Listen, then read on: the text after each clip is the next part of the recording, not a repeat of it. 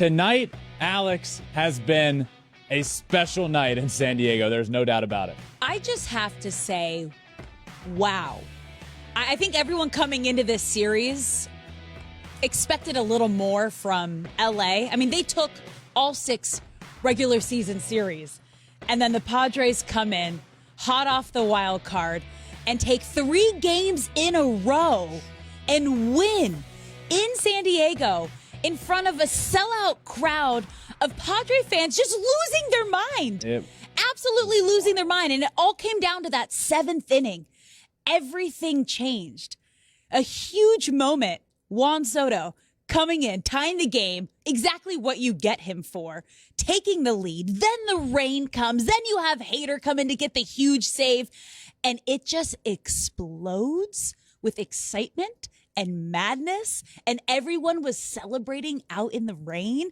I can't wait to go down and see that and experience the fandom in San Diego and our Philly. Next show will be from we are on the road for the NLCS, and we got the two cities that if you look at these playoffs and say that is madness. Wild. Philly Yep. and San Diego. And that's where we are going. Our next show, we will be live from San Diego. Absolute madness today.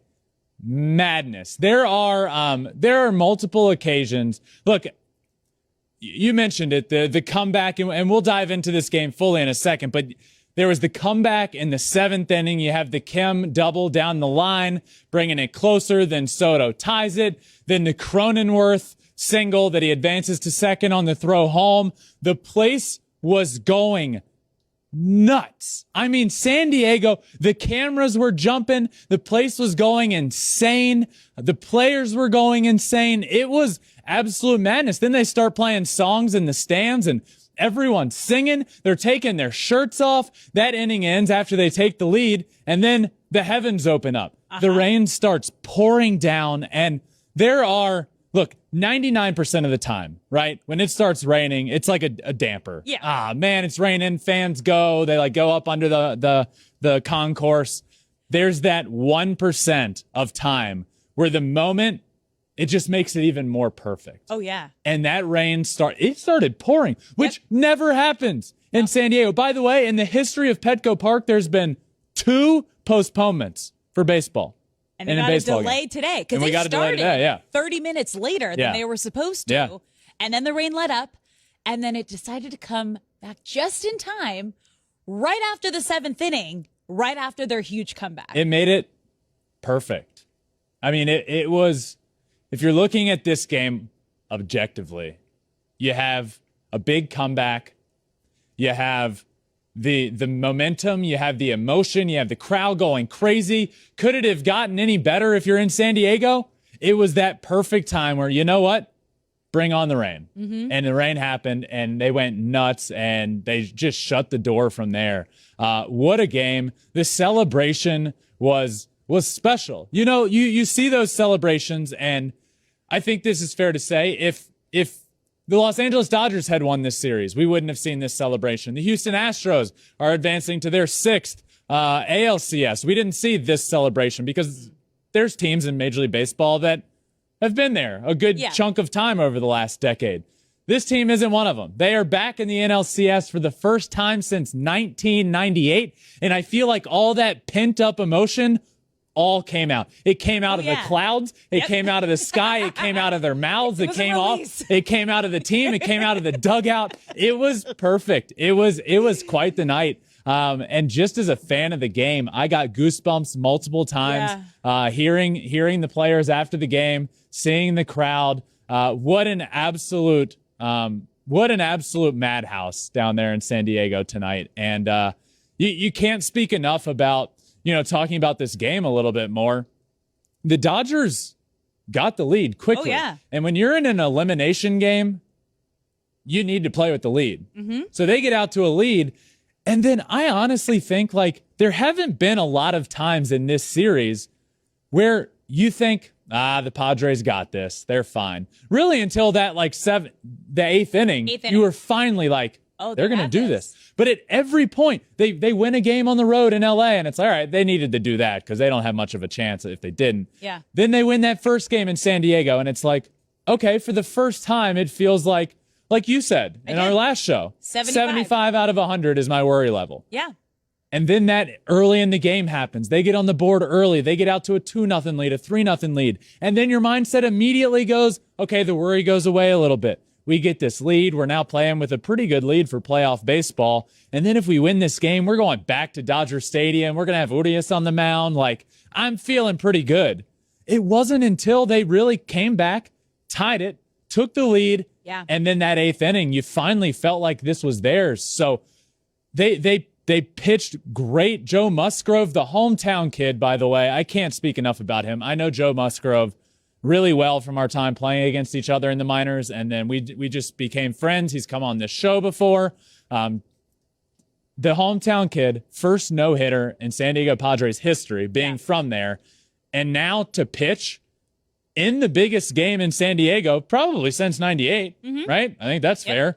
To pitch them to a victory. He started. There were some shaky moments, and he pitched through it. And this was a special night for him, and a really good baseball game. Really good baseball game all around, I thought. Like even down to the 9th inning, when you have Josh Hader coming in and facing Betts, Turner, and Freeman. That's exactly who the Dodgers would need and want to come up if there was a chance to ever come back. And he shut him down. He's back, by the way. He is back. Josh Hader is back. When you acquire this guy at the trade deadline, you're thinking you got maybe the best closer in baseball. It was a struggle in there for a month or 2 months for him. Josh Hader's back. He's throwing 100 miles an hour. I think I saw something today, like he's thrown 5 100-mile-an-hour pitches in his career, and they've all come this postseason. Yeah. He's amped up. He's back. Josh Hader looks great. What a baseball game. And to talk a little bit about the Los Angeles Dodgers here, disappointment. I mean, we were looking at each other in that 7th inning. Dave Roberts doing the most Dave Roberts postseason move we have ever seen, pulling Almonte in the middle of an at-bat. And it's moments like that when we said, what are you worried about? What would happen? Why wouldn't the Dodgers win? Oh, it'd be because Dave Roberts is doing something, trying to overmanage and doing something he wouldn't normally do in the regular season. I'm going to say something here. What? Dave Roberts needs to go. Oh, whoa. Hot take. He has had the best team in baseball on paper and number of wins for the past 5 years. Easy. That's on the low side. And they've won one ring in that shortened season, and I don't want to take anything away from that, but in a 162-game season, they haven't won with the best team in baseball. And you can continually point. I said it multiple times leading into this playoffs.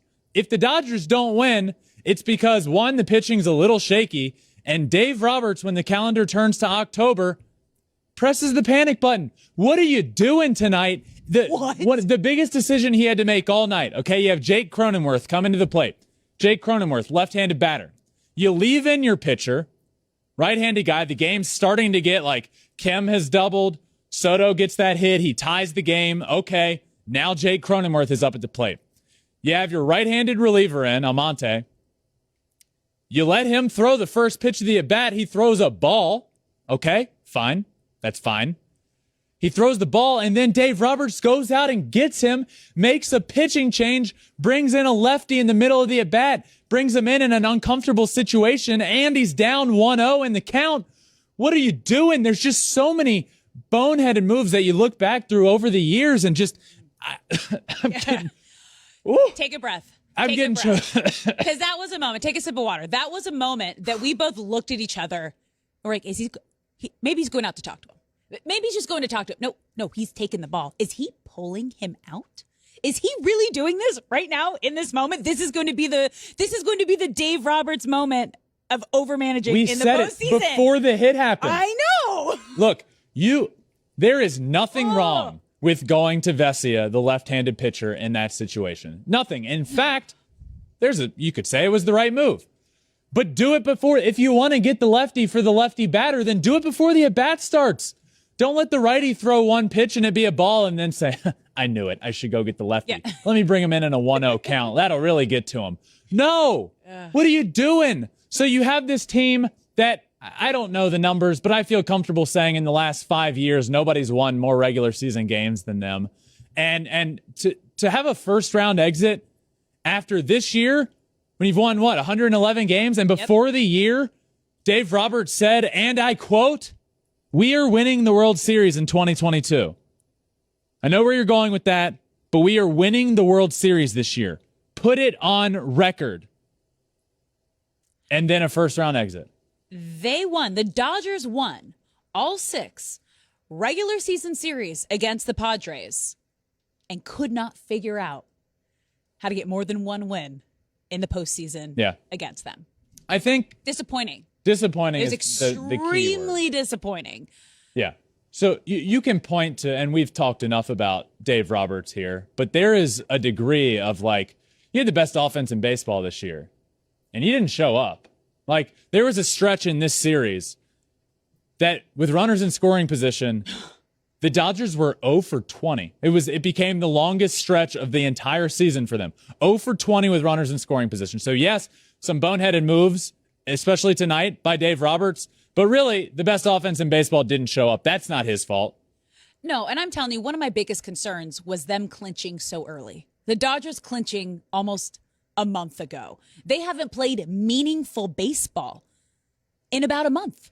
Yes, they continued winning throughout the regular season, but they were already in the postseason. They already were going. It was happening. This was the first meaningful baseball they have played in a month. I think... And they couldn't do it. They didn't have the fire. That's a great point. They didn't have the fire. I think that's why we see a lot of dangerous teams coming in out of the wild card spot. Yeah, you have the fire. And that's what we're seeing out of this Padres team. So the word for, I think, both of us is disappointment on the Dodgers side. Huge. But all credit here, all credit goes to the Padres. This wasn't, do not paint this narrative of a collapse and an epic failure for the Dodgers. They were outplayed. Yep. They were outplayed by the better team in this series, and there's no way around that. So congratulations to the San Diego Padres.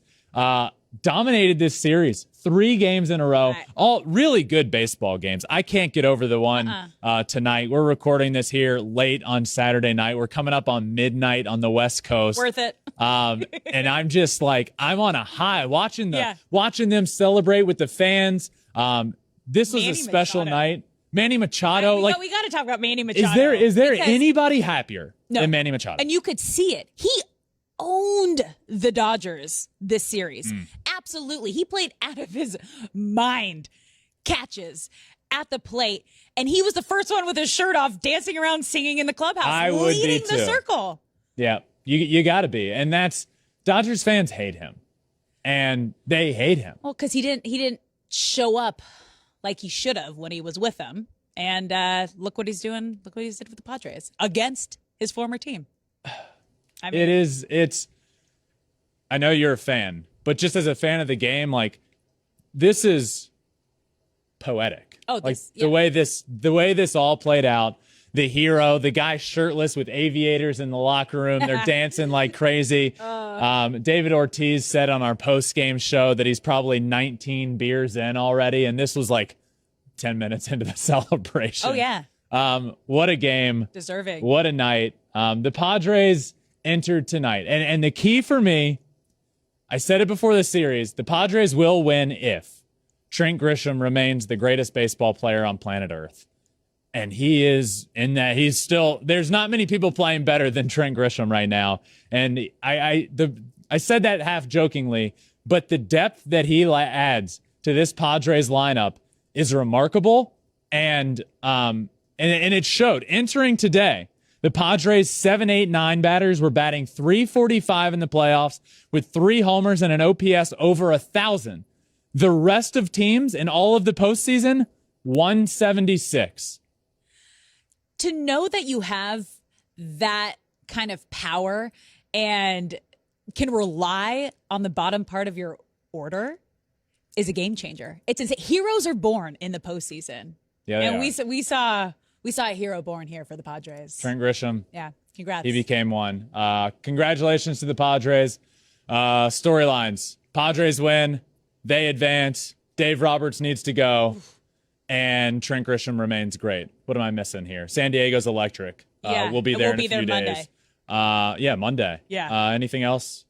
I think we covered it. I think we hit it. That was, yeah. Madness. I mean, we had a lot of madness. The streets of San Diego, literally right now, are well, like there's video on Twitter, like the streets of San Diego downtown are raging. madness. So congratulations to the Padres.